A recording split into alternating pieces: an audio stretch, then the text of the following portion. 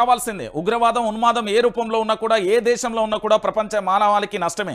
భారత సైనిక పాఠవానికి భారతీయుడిగా గర్విస్తున్నా అంటూ కూడా చూడొచ్చు. బీఆర్ఎస్ అధినేత మాజీ ముఖ్యమంత్రి కేసీఆర్ అంటూ కూడా చెప్తున్న పరిస్థితి కనబడింది. కేసీఆర్ ఏమన్నాడంటే ఉగ్రవాదం అంతం కావాల్సిందే, ఉగ్రవాదం ఉన్మాదం ఏ రూపంలో ఉన్నా కూడా అది అంతం చేయాల్సిందే. ఉగ్రవాదం ఎప్పటికైనా కూడా అది మనకు కత్తి మీద సాము లాంటిది. ఎప్పుడైనా వెన్నుపోటు పొడుస్తుంది, మనల్ని అంతం చేస్తుంది. అది ఎప్పుడు కూడా ఉండాల్సిన అవసరం కూడా లేని పరిస్థితి కనబడుతుంది. ఇప్పుడు ప్రపంచవ్యాప్తంగా కూడా ఇక్కడ ముగ్గురికి సంబంధించి కూడా చూడొచ్చు. విక్రమ్ మిస్త్రీ గారు భారత విదేశాంగానికి సంబంధించిన శాఖ కార్యదర్శి. ఇక్కడ ఆపరేషన్ సింధూర్కు సంబంధించి కర్నల్ సోఫియా ఖురేషీకి సంబంధించి కమాండర్కు సంబంధించి వ్యోమికా సింగ్కు సంబంధించి ఇక్కడ చూస్తున్నాం.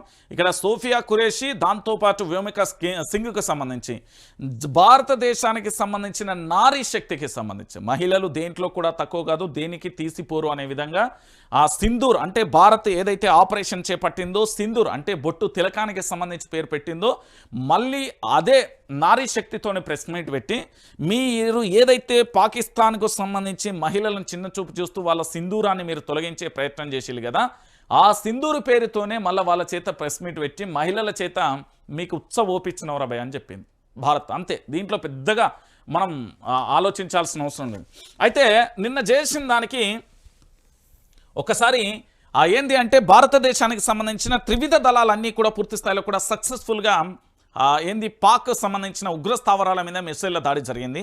అయితే దానికి సంబంధించి మన దేశంలో ఉన్న ప్రముఖులు ఏమన్నారో కూడా ఒకసారి మనం చూసే ప్రయత్నం చేద్దాం. శబాష్ ఆర్మీ ఆపరేషన్ సింధూర్పై పార్టీలకు అతీతంగా ప్రశంసలు, సైన్యం పరాక్రమంపై పొగడ్తల జల్లు అంటూ కూడా చూడొచ్చు. ముఖ్యంగా ఇక్కడ కేసీఆర్కు సంబంధించి ఉగ్రవాదం అంతం కావాల్సిందే, ఉగ్రవాదం ఉన్మాదం ఏ రూపంలో ఉన్నా ఏ దేశంలో ఉన్నా ప్రపంచ మానవాళికి నష్టమే.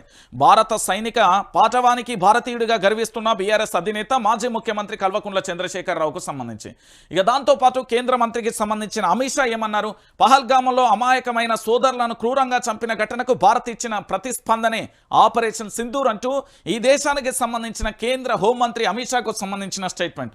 దాంతోపాటుగా రాజ్నాథ్ సింగ్ కేంద్ర రక్షణ శాఖ మంత్రి, మన అమాయకులను చంపిన వారిని మాత్రమే చంపాం, మన చర్య చాలా వివేచనతో తీసుకున్నది, టెర్రరిస్టుల నైతిక స్థైర్యాన్ని దెబ్బతీయడమే లక్ష్యంగా కేవలం వారి శిబిరాలపైనే దాడులు చేశాం.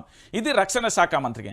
దాంతోపాటు విదేశాంగ మంత్రి జయేష్ శంకర్కు సంబంధించి ఏమన్నాడు, ఉగ్రవాదం పట్ల ప్రపంచం అలసు దయ చూపకూడదు అంటూ కూడా క్లారిటీ చెప్పింది. దాంతోపాటు కాంగ్రెస్ అధ్యక్షుడు మల్లికార్జున్ ఖర్గే ఏమన్నాడో తెలుసా, జాతీయ ఐక్యత సంఘీభావం ప్రస్తుతం అవసరం, ఉగ్రవాదానికి వ్యతిరేకంగా భారత్ దృఢమైన జాతీయ విధానాన్ని కలిగి ఉన్నది అంటూ కూడా చెప్పిండు. దాంతోపాటు తమిళనాడు సీఎం స్టాలిన్ ఉగ్రవాదానికి వ్యతిరేకంగా భారత సైన్యం చేపట్టిన ఆపరేషన్లో సైన్యం